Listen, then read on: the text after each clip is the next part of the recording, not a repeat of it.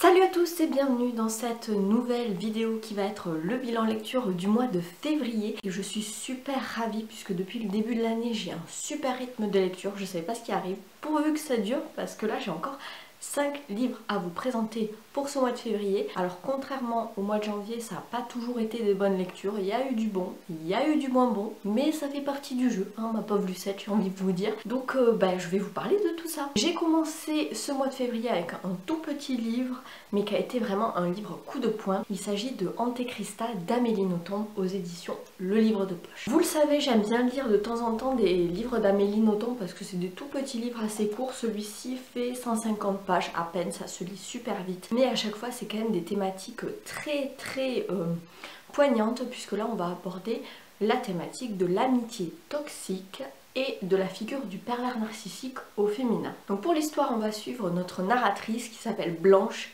Elle a 16 ans, elle est plutôt en avance sur son âge puisqu'elle est déjà à la fac à 16 ans. C'est une fille plutôt banale, un peu introvertie, toujours le nez fourré dans les bouquins, elle n'est pas spécialement jolie, elle est plutôt asociale, enfin voilà, elle attire pas du tout les regards et elle va faire la rencontre à la fac de Christa qui est tout le contraire d'elle. C'est une fille hyper solaire, hyper avenante, qui suscite l'admiration de tous, les garçons tombent amoureux d'elle, enfin voilà, c'est vraiment la fille populaire par excellence. Et un jour, au miracle, Christa va adresser la parole à Blanche et lors de ces conversations, Blanche va apprendre que Christa habite assez loin de la fac et que comme le mardi matin, elles ont un cours très tôt à 8 h du matin, Christa est obligée de se taper plein d'heures de train et de se lever aux aurores les mardis matins parce qu'elle habite loin. Et du coup, gentiment, avec l'accord de ses parents, puisque Blanche habite encore chez ses parents, elle va proposer à Christa de l'héberger le lundi soir pour que le mardi elle n'ait pas à avoir tous ses trajets. Et ça va être le début de la descente aux enfers pour Blanche, puisque petit à petit, Christa va s'immiscer dans son univers et va s'accaparer tout ce que possède Blanche, petit bout par petit bout. Elle va s'approprier son univers, sa chambre, son lit, ses parents, elle va les séduire, elle va les manipuler. Seule Blanche va voir le véritable visage de Christa sous son masque de bienveillance, de fille populaire et aimée. Elle va voir le visage du démon en fait que représente Christa et c'est pour ça qu'elle va l'appeler Antéchrista. Et Blanche va tout faire pour faire ouvrir les yeux à ses parents, pour prouver que Christa n'est pas celle qu'elle prétend être. Et c'était tellement... On est énervé et en même temps frustré, on est comme Blanche, on est là mais vous voyez pas qu'elle est horrible, tout le monde l'admire, tout le monde l'encense à Christa alors que la pauvre Blanche elle est...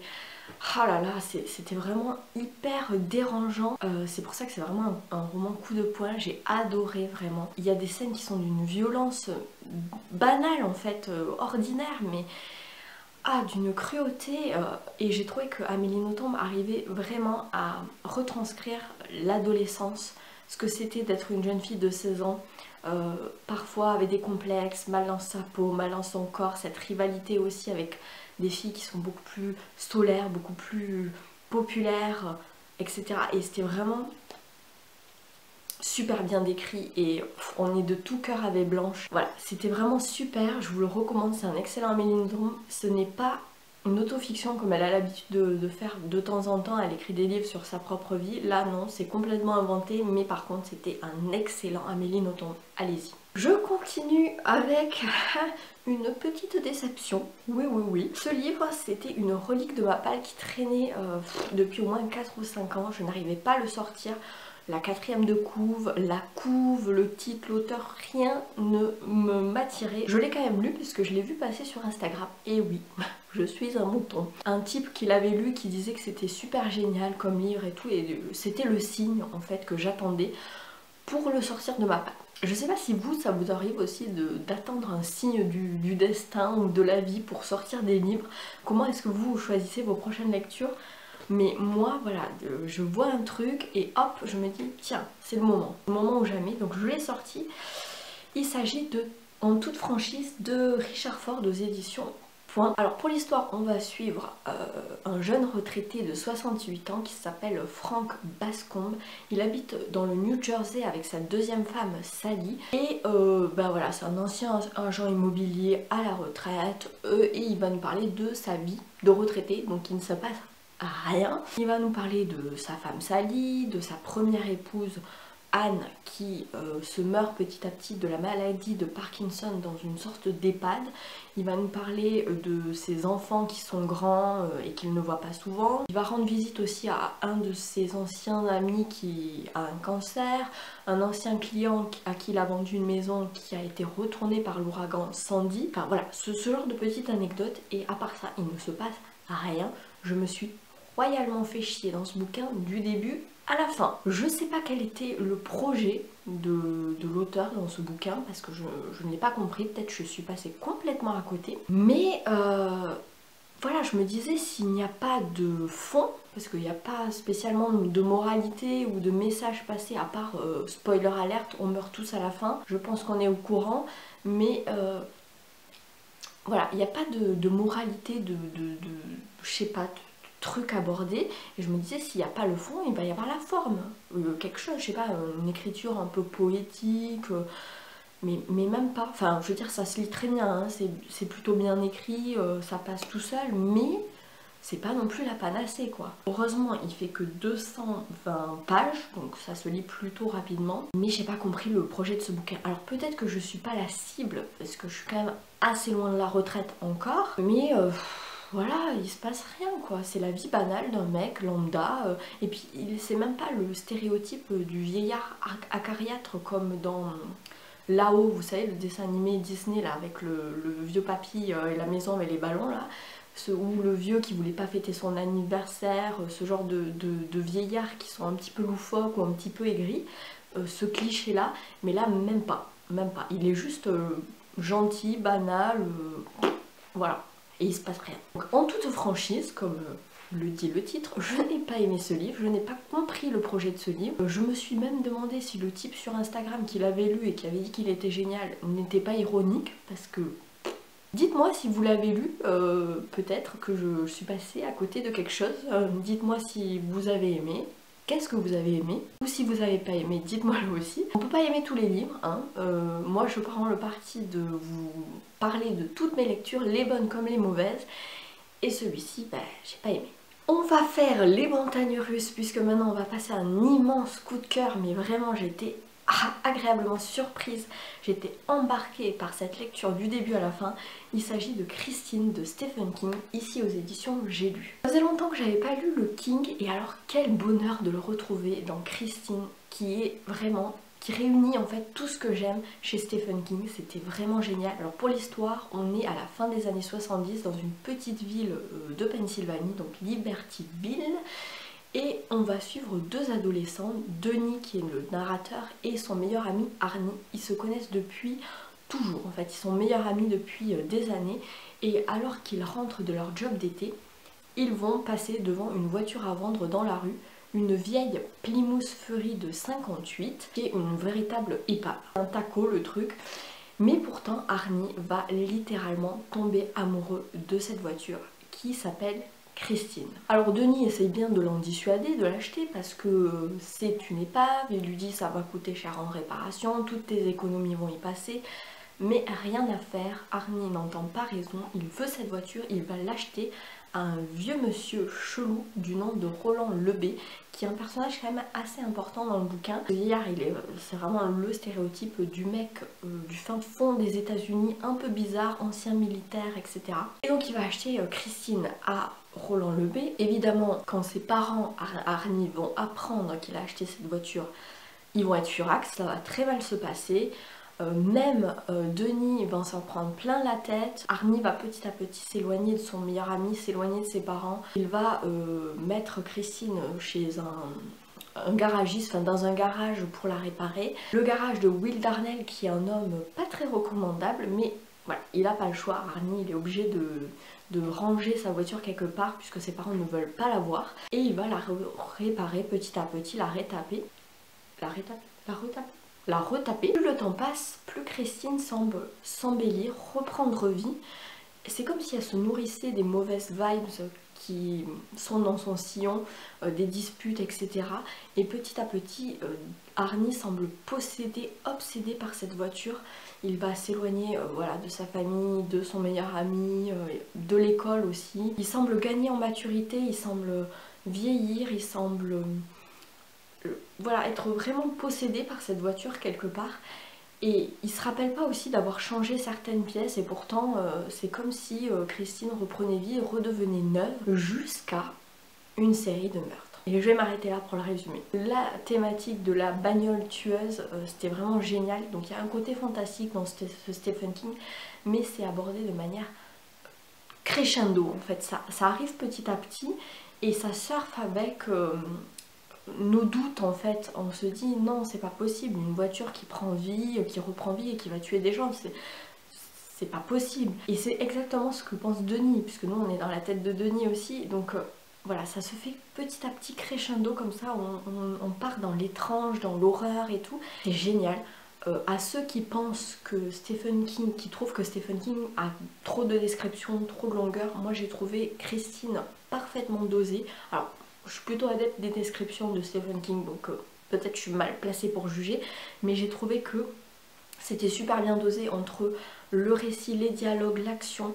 C'était génial, on est vraiment plongé dans cette Amérique de la fin des années 70 avec cette vieille bagnole. C'était génial et il arrive encore à aborder des thématiques qui sont chères comme l'amitié, enfin ce genre de choses. Et puis la thématique universelle des garçons et leur voiture, n'est-ce pas? Et j'ai trouvé ça ultra intéressant et ultra brillant de personnifier la voiture comme une femme un petit peu fatale.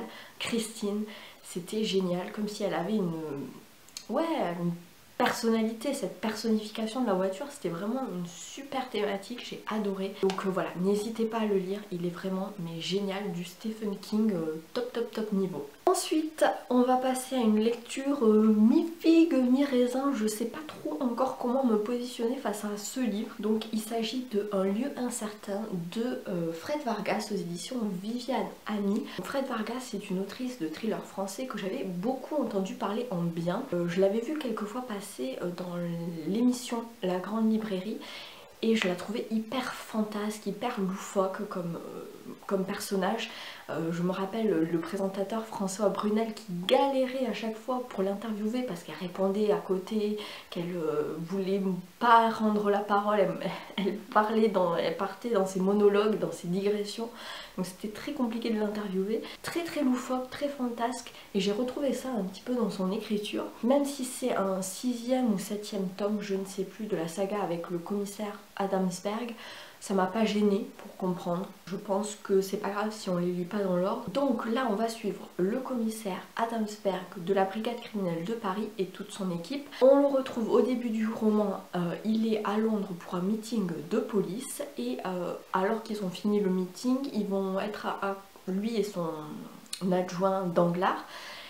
Ils vont être avec un policier britannique qui va être appelé sur une scène de crime très atypique puisqu'ils vont se retrouver devant le cimetière de Highgate qui est un vieux cimetière un petit peu creepy et devant le portail il y a aligné une dizaine de paires de chaussures, mais dans ces paires de chaussures il y a des pieds tranchés. Pour faire une scène de crime vraiment atypique, Fred Vargas elle est quand même super forte. Adoré cette ambiance un petit peu creepy, un petit peu Jack l'Éventreur, mais c'est pas voilà, c'est pas le sujet. Lui il va pas enquêter directement sur cette enquête puisque ça se passe à Londres. Ils vont rentrer à Paris et là ils vont être missionnés sur une nouvelle enquête.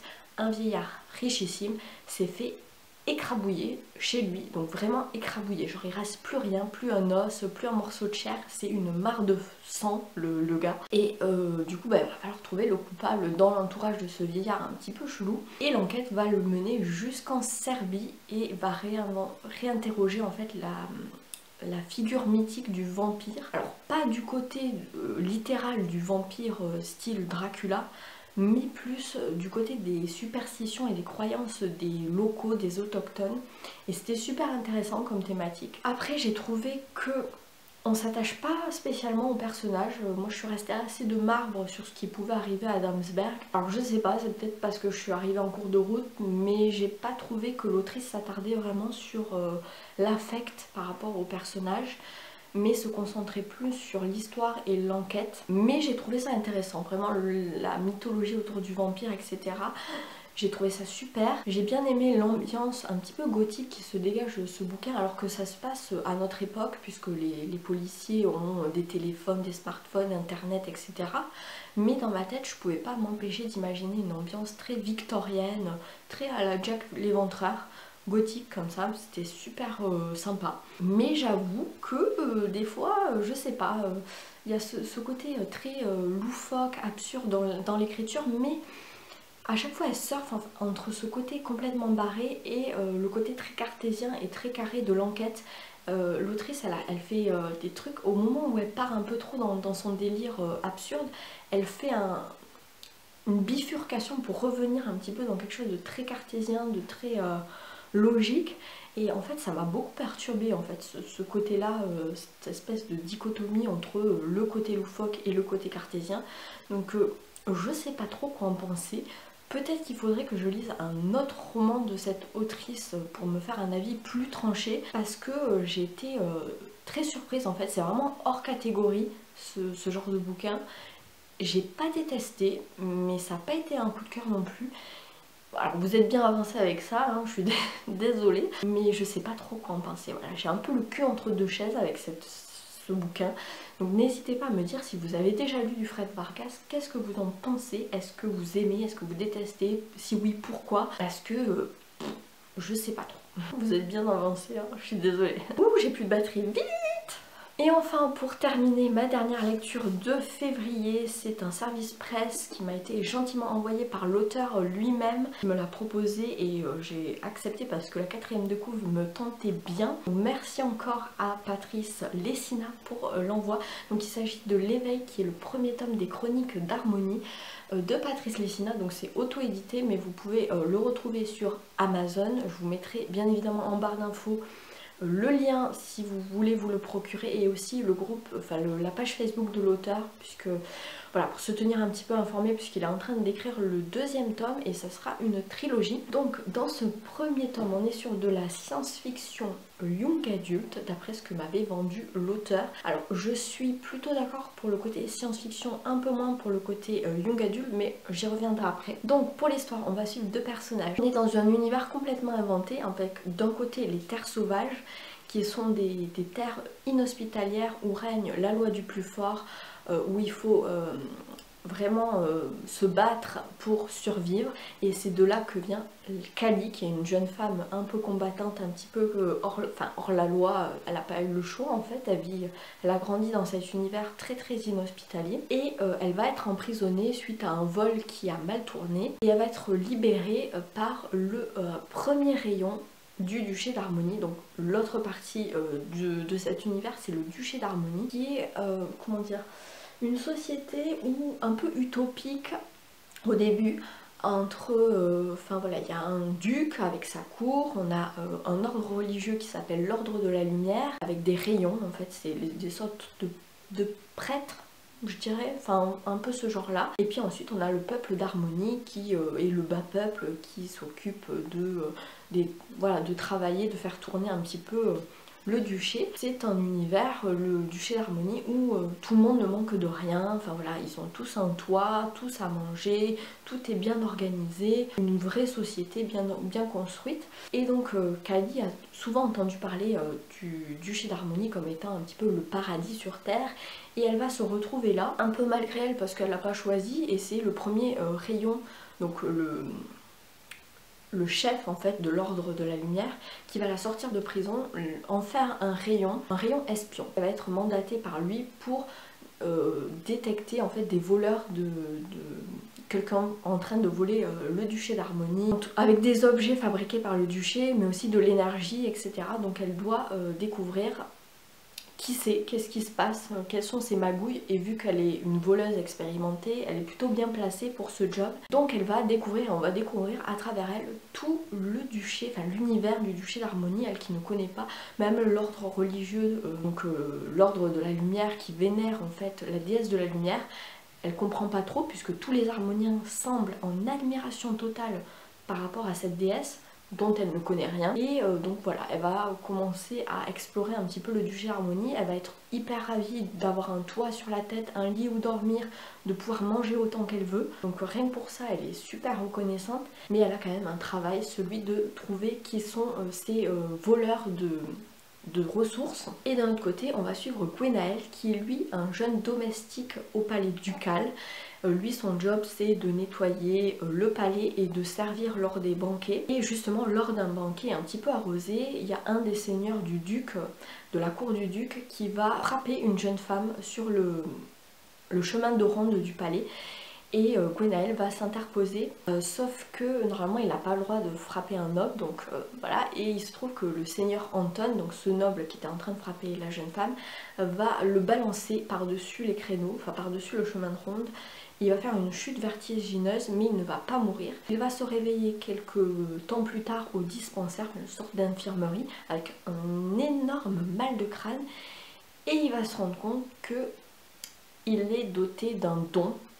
Suite à cette chute, il va pouvoir lire dans les pensées des gens. Et c'est là qu'il va commencer à découvrir qu'on lui cache des choses. Il se passe des choses cheloues dans le duché, que lui seul semble s'en apercevoir, que les autres ne semblent pas s'apercevoir, qu'il se passe des choses bizarres dans le duché. Et donc on va être dans ce truc là d'essayer de comprendre comment est-ce que ça s'organise, parce que tout semble utopique mais ça semble quand même cacher des choses un petit peu cheloues. Alors j'ai adoré l'univers que j'ai trouvé hyper original, ce côté science-fiction avec notamment les turbojets, les glisseurs qui sont des sortes de véhicules qui glissent à ras le sol, un peu comme dans Star Wars. Moi ça m'a beaucoup fait penser à Star Wars.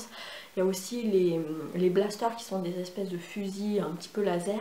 Et les rayons aussi pour communiquer ont des espèces de médaillons qui leur permet voilà, de communiquer, d'avoir des hologrammes, ce genre de choses. Donc vraiment une grosse référence à Star Wars de ce côté-là. Il y a aussi énormément de références au Trône de Fer de George Martin, notamment la déesse de la lumière qui n'est pas sans rappeler le maître de la lumière, ou encore il y a un des combattants, parce qu'il y a aussi des arènes de gladiateurs dans la ville, il y a un des combattants qui ça surnomme la montagne, comme Clegane dans le Trône de Fer. J'ai trouvé aussi que le duché d'Harmonie, et notamment la cité d'Ambria qui est la capitale du duché, m'a beaucoup fait penser à Dorne dans l'ambiance, avec ce côté très solaire, très chaud, un climat très chaud et très solaire. Voilà, beaucoup de références, voilà, ça m'a fait penser donc à Game of Thrones, à Star Wars, à Westworld aussi dans certains côtés, à Matrix.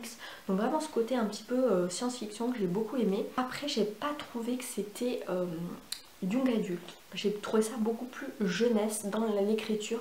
Alors autant au début ça m'avait pas du tout dérangé parce que j'étais dans la découverte de l'univers à travers les yeux de Kali et de Gwenaël, mais vers la fin ça a un petit peu ralenti ma lecture parce que j'ai trouvé que c'était très très jeunesse, moi qui n'ai pas trop l'habitude de lire de la jeunesse, mais vraiment plus pour un public 9-12 ans, parce qu'il y avait des actions qui étaient peut-être un peu trop faciles, un peu trop attendues, des raccourcis qui étaient un petit peu, voilà, un petit peu faciles pour moi dans l'écriture, des dialogues qui étaient un petit peu puérils parfois. Voilà, c'est pour ça que moi j'ai trouvé que c'était très jeunesse, très middle grade, 9-12 ans et pas ado. Donc voilà, sachez-le. Ça manquait de diversité au début, puisque tous les personnages sont décrits comme soit blonds, soit châtains, soit roux. Et du coup je trouvais que ça manquait de diversité en 2001, j'étais là quand même c'est bizarre et tout, et dans ma tête en fait Gwenaël, donc qui est ce jeune homme là qui a les cheveux châtains et qui est donc de type caucasien, dans ma tête je sais pas pourquoi je l'ai imaginé noir avec des dreads. Du coup pas du tout, il est blanc avec les cheveux châtains, mais en fait on a une explication à la fin du bouquin de pourquoi est-ce que ça manque de diversité. Donc ok, c'est vrai que pendant tout le bouquin j'étais là quand même, ils sont tous blancs en fait, c'est bizarre.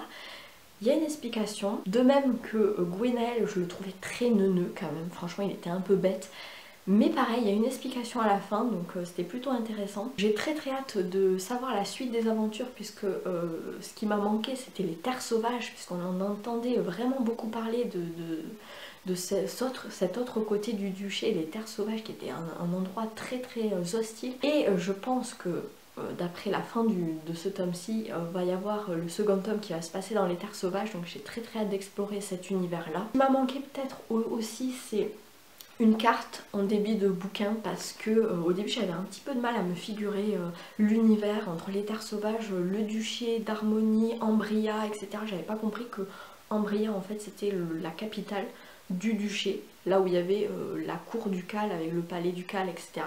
Donc voilà, une petite carte, ça aurait été bien. Après je sais que pour des questions graphiques et tout, ça coûte un peu plus cher, mais je trouvais déjà la couve super, qui a été réalisée par Nicolas Sarter, et c'est vraiment une très jolie couve, donc voilà, pourquoi pas faire une carte pour le second tome, ça pourrait être cool. Après j'ai été franchement agréablement surprise par l'écriture, puisque j'ai quand même déjà lu des auteurs auto-édités ou des petites maisons d'édition, et parfois ça pêche un petit peu sur les fautes d'orthographe, la mise en page, voilà, le travail éditorial.